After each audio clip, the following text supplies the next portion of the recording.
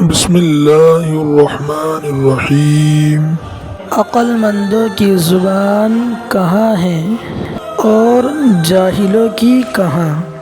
جناب رسول صلی اللہ علیہ وسلم ارشاد فرماتے ہیں، عقل مند کی زبان دل یعنی عقل کے ماتحت ہے۔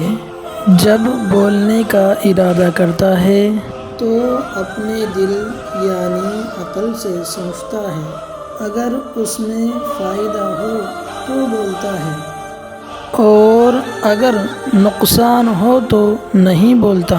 اور جاہل کا دل یعنی عقل زبان کے پیچھے یعنی بدی میں ہے، جو کچھ اس کے سامنے آتا ہے اس کے متعلق بولنا شروع کر دیتا ہے۔ السلام علیکم ورحمۃ اللہ وبرکاتہ۔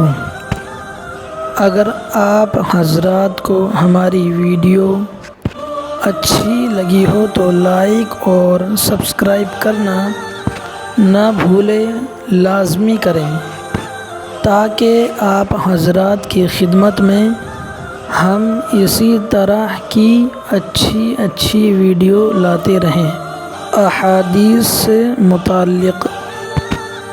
بس آج کی ویڈیو کو یہیں پر ختم کرتے ہیں۔